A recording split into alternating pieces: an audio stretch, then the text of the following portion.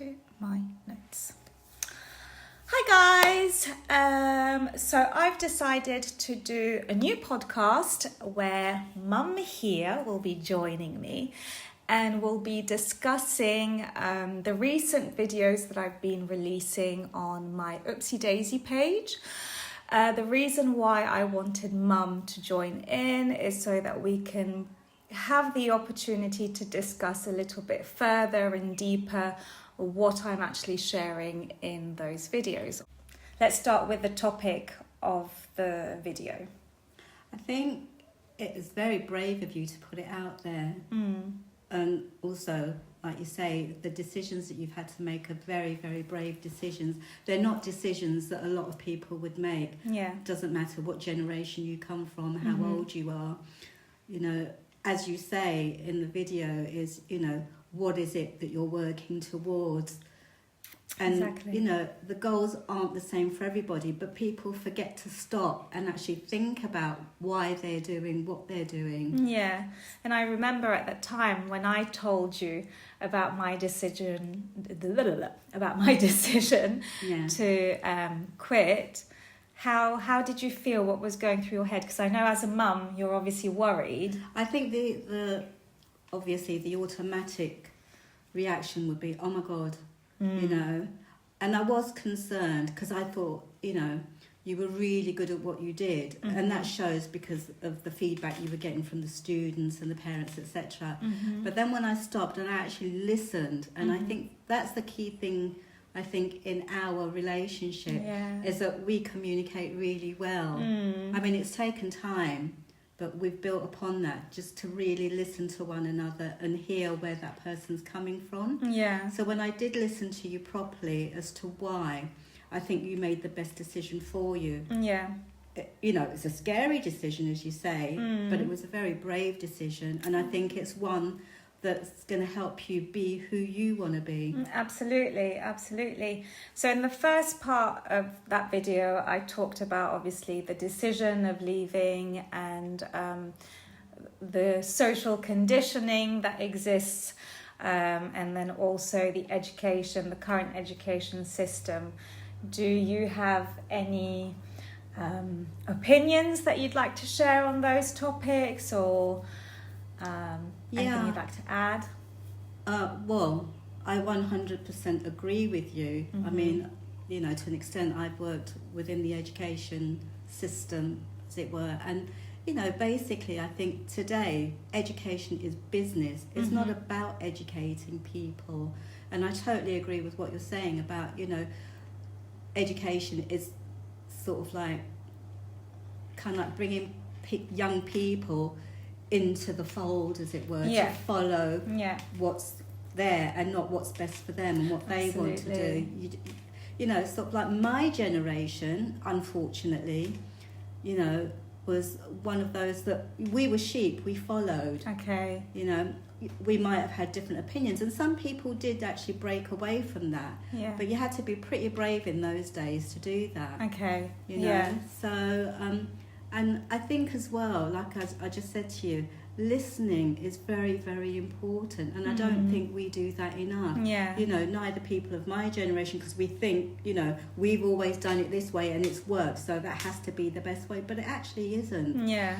And I have full empathy for the younger generation, your generation and even younger. You know, it's going to be tough.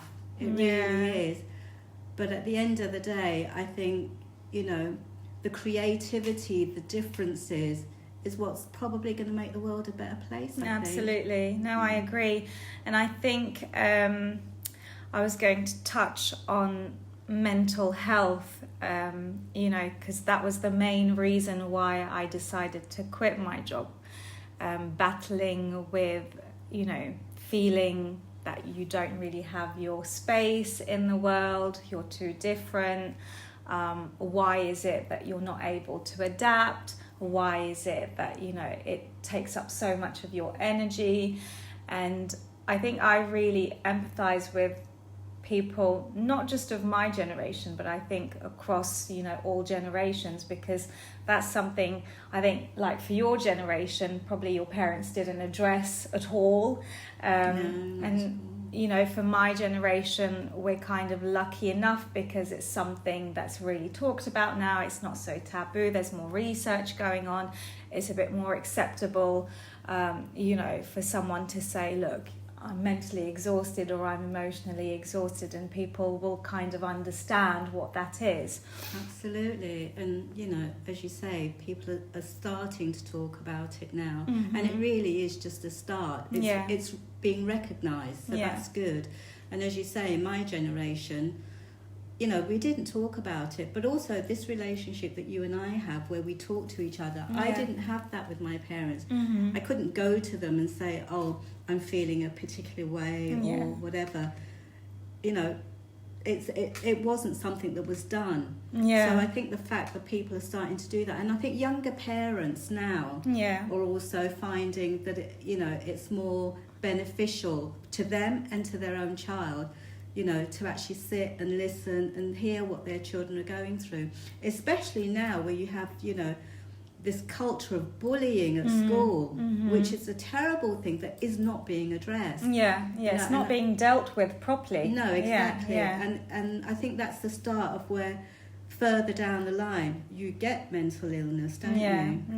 No, trauma, it will carry on with you throughout your life, and if you don't get the help that you need, or if you don't find the solutions for yourself, which in my case is what basically I was able to do. I was able to take stock of my life and evaluate where I wanted to go and where I was unhappy. And if I can just interject here, I think don't sell yourself short, because you did a lot of the hard work yourself. You didn't really have the support either from professionals, and maybe to an extent from myself as well, until we started to actually sit down and talk about it. So I would say kudos to you for putting in all of that work. It wasn't easy, and I saw a lot of that, and I saw how the impact that it had on you, and it was really difficult, because like sometimes I say to you, I can actually hear your brain ticking. So very, very difficult. But I got through it, and I think I was able to get through it because I was able to have these conversations with you. I was able to have these types of conversations with my closest friends as well. And I think I was quite shocked to realize that a lot of people in my surrounding kind of were going through similar things, were feeling similar ways. And it just sort of made me think, oh gosh, well, this is just the state of the world now, and we really should wake up. And I think it's lovely that I have the chance to have that support, and it's important that other people are able to be supportive of their loved ones as well. Absolutely. And I think, these sorts of conversations are helping people to actually look into themselves. Absolutely. To see how they feel. Definitely. And, on some level, they can connect to you. And even if they're not in that situation, they can probably empathise better with friends, family, etc. that are in that position. Absolutely, Okay, so moving on. So we got to the end of my video where I started talking about how I put together my creative portfolio. So you remember that stage as well. That was something that I was very excited, because it was the shift from, feeling negative and lost and that lack of confidence, and creating my portfolio brought back a bit more of the confidence that I had lost, because I realized just how much I actually had done, and I think a lot of the times we search for outside validation and we don't validate ourselves. We feel like, oh well, if I'm proud of something, maybe it's being arrogant, or maybe it's kind of, getting on a high horse or something. But if it comes from someone else, then it's genuine, so it kind of validates, oh, okay, well, this person thinks that I did a good job, so I did do a good job, and I've struggled with that a lot, right? And basically, I started my creative portfolio and I ended up, ironically, getting a job in corporate marketing. Right, okay, so we were talking about how my creative portfolio landed me the job in marketing. I'd gotten quite a few interviews from having sent out my portfolio. But then I got into marketing, and you have a history of marketing and communications as well. Can you tell us a little bit about your journey? Well, mine was a gradual journey, because when I first started, that wasn't the path I was taking. But as I got promotion and stuff like that, that's when, the marketing stuff happened. Mm-hmm. But looking back on it now, I think likewise for you as well, you find that it's not for everybody, because marketing is actually just selling a story, isn't it? Absolutely. Selling a product. And if you don't actually believe in it, then, what's the point really? Absolutely. I think even today, just as a normal consumer, when I'm out there or, you're listening to something on the radio and, they're advertising for this, that and the other, you have to look beyond it. Absolutely. Yeah. Well, I think, I wanted to actually try marketing when I left my teaching job. And I was excited to get into marketing because that was something I had been exploring already for the past 3 years on my side project, Zilwa. Yeah. But the marketing that I was doing on Zillow was very much in a creative way, and it was very much in a me way.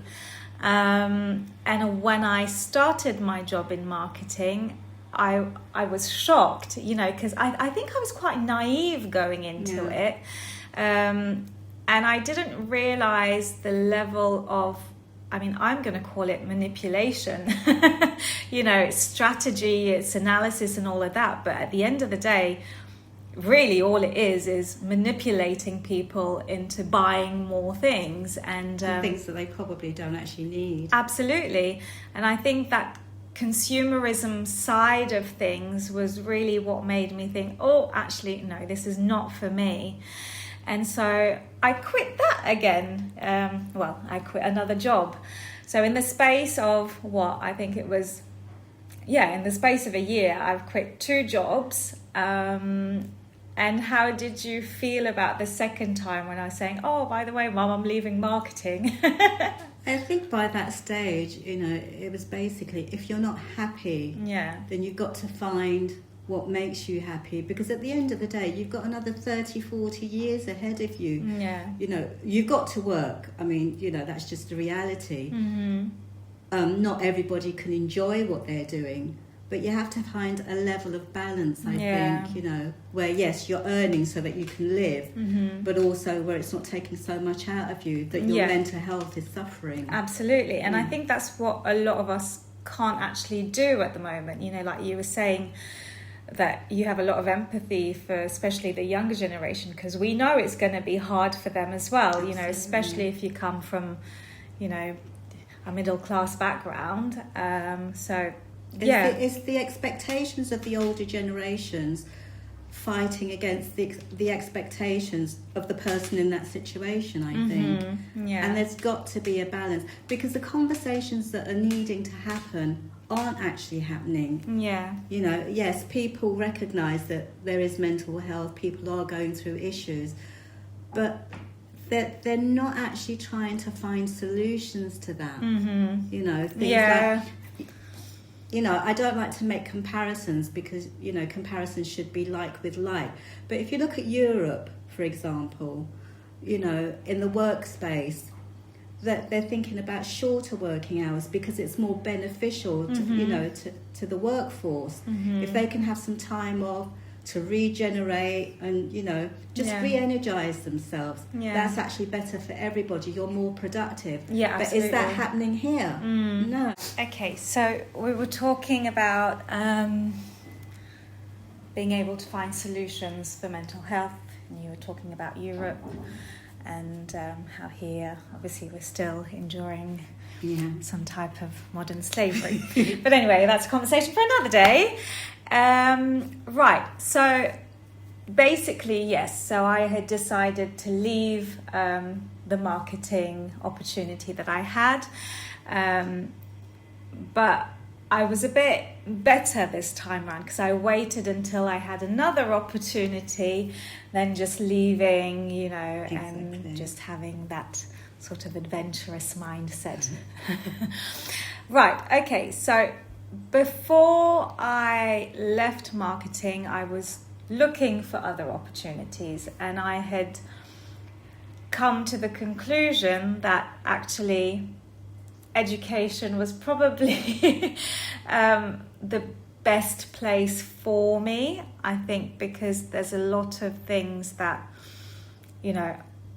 I feel are important to share with the world. So not education in the traditional sense, academia, teaching in a school, or teaching, a traditional subject, we shall say a classical subject. So I found myself getting an opportunity working with a neurodivergent child. And I had worked with children on the spectrum before, and obviously connected very well with them because, I've always connected with people who are a bit more different, because I feel like I connect with them more because I am a bit different as well. Yeah. And I don't believe that, education is the safe, we'll say schools, right, are not the safest environment for these types of children. Because as I said before, what the education system is trying to do is fit children in these boxes, right? Mm. And if you're on the spectrum, then you're not going to fit. And I don't think that it's right to have the mentality of wanting to fix the differences in children. I think the differences are something that should be celebrated. And we as adults, we are the ones that need to adapt, our teaching style. Also, broaden our minds, find a creative way of connecting with these students and, providing them with the right type of support so that they can succeed in their lives. And one thing that I learned in this new freelance opportunity, I have to mention that it's freelance because, that's a very important part of this new journey. Right, okay, so going back to this new opportunity then, becoming a freelance learning support assistant to a neurodivergent child. How did you feel when you heard that news? I was actually excited because I've always said to you, you were meant to teach in whatever capacity, because you have that empathy, you have a real love for the job. Is it even a job? I don't know. But you have a love for what you do, and you care about what you do. And I think, getting a job teaching somebody that's neurodivergent, I think is something that's so worthwhile. So I was really happy about it. Okay. Because I thought not only was a good fit, but I think morally it was a good job. Yeah, and I think that's what was very important for me when, this last year going through these changes, was so that I could find something that fitted my moral values. Because I don't do something just to climb or earn a certain amount or get a certain status. That's not what I personally am about. I'm not saying that there's anything wrong in people who do chase those things. Absolutely. Each to their own. But for me, it's very important to be able to connect with what I'm doing and the people that I work with, or people who are in my life. I need to have a level of connection. I don't do superficial very well. And that's a good thing. Yeah, I think absolutely. there's enough of that in the world. Yeah, and I think this is where this job really suits me, as you're saying, because I mean, I've always felt different, and I've known that I've had certain learning difficulties, and I do realize more and more that I am on the spectrum as well, you know, from the way that I converse with people. Sometimes I'm a little bit too direct. I understand the world in a particular way that doesn't always match what everyone else sees, or, you know, so I think this is why, again, I connect with my job and with that child in particular, and why I enjoy doing it is because I feel that I understand this child, I understand this person, I know what they need, I can feel, you know, when they're feeling overwhelmed or lost, what's the right balance, you know, how much to push them, how much to just let them be a child as well. And so this opportunity, even though it's freelance, you know, it has brought a lot of positive things in my life, and I think this is, I'm definitely on the right path for me. Because it's giving you meaning. Absolutely, Yeah. Absolutely. It's giving me meaning, but also, again, the fact that it is freelance, it gives me space.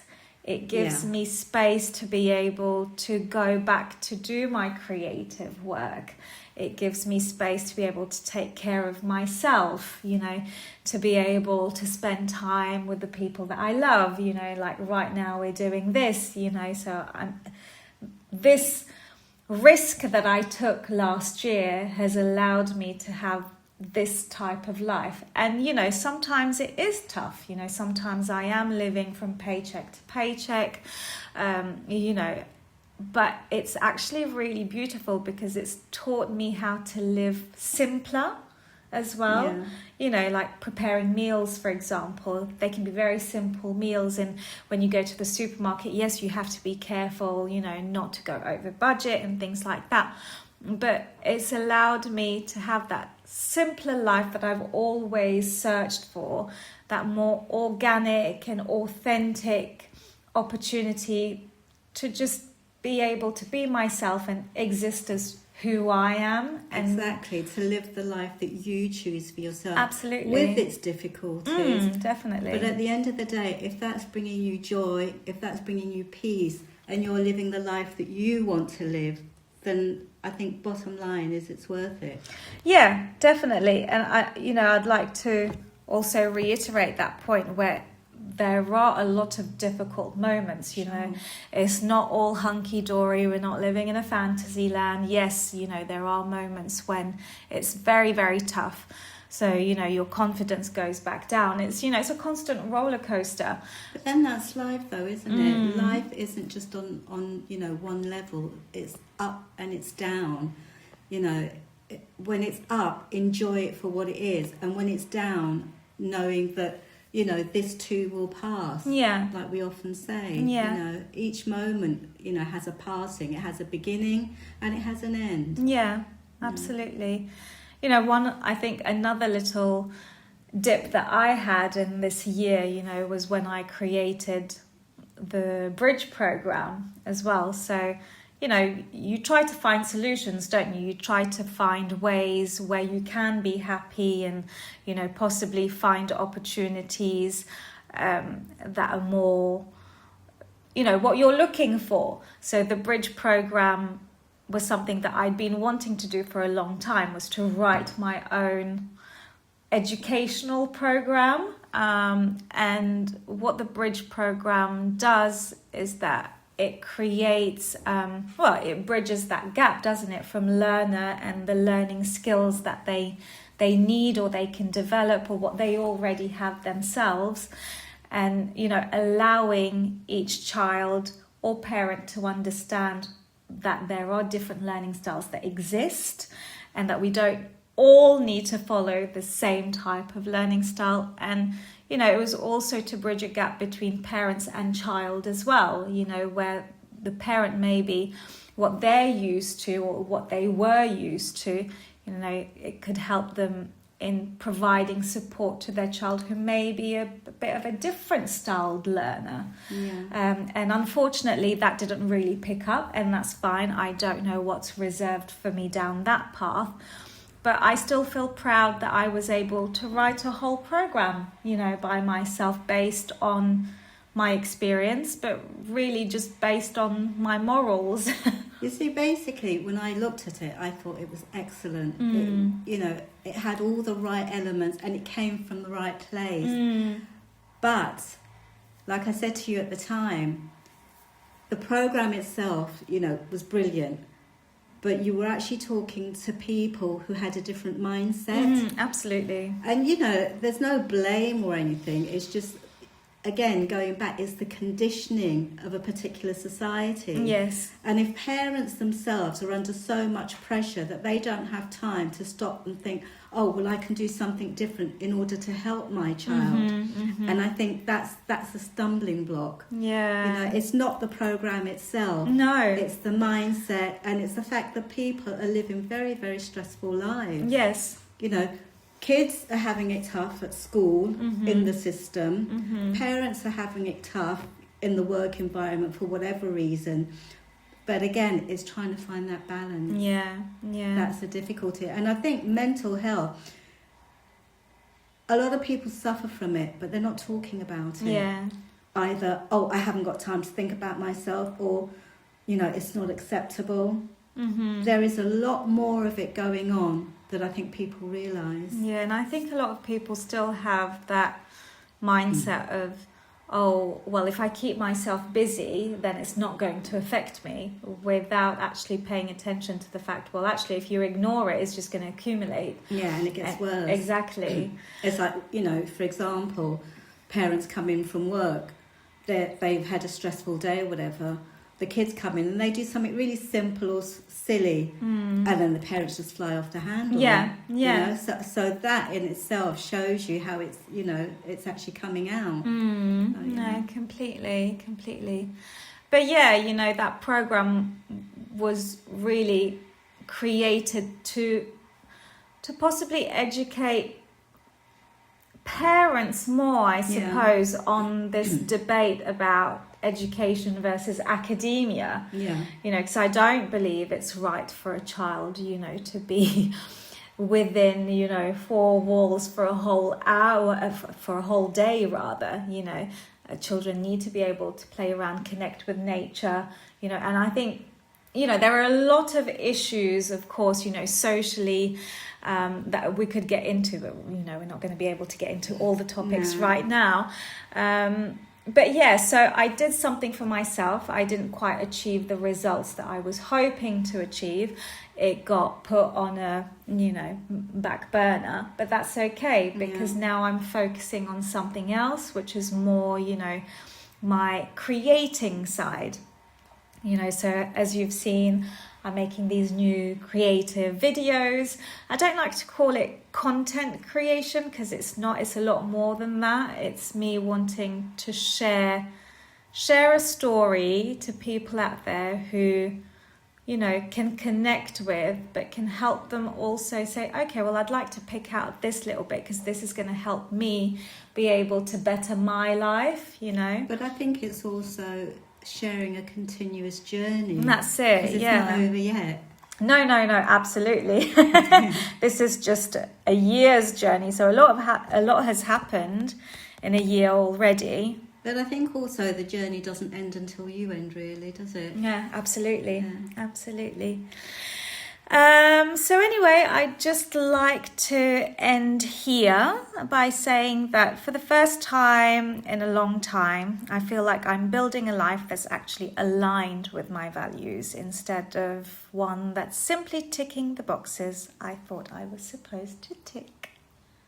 Right, so I hope that you enjoyed this podcast style video. Obviously, there's a lot that I wanted to talk about, a lot that I wanted to share with you guys. The next couple of videos, I'm not quite sure yet how I'm going to compile, but that will come. Thank you, Mum, for joining me. You're welcome, and thank you for having me. Absolutely, it was a pleasure. How did you find it? It was good. Yeah? Yeah. Okay. Well, if you guys would like to see Mum on more of the videos, leave a comment below. Thanks for watching. Bye. Hey guys, so on a side note, I wanted to share a little bit about my creative process that's going on here.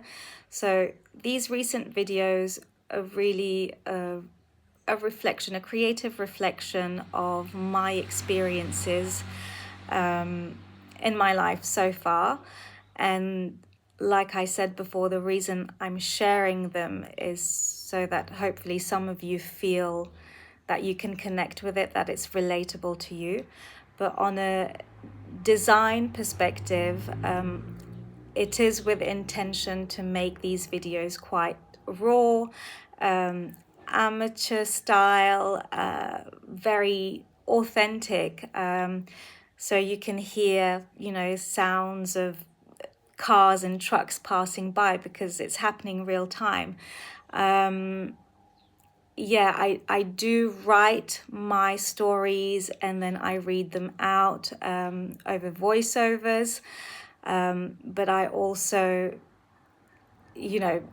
this is sharing. I'm sharing my experience with you guys. And I hope that you will connect with it and that you can find certain lessons that are relatable, or if you needed that boost of confidence to take a risk or do something and you needed to refine your confidence or whatever.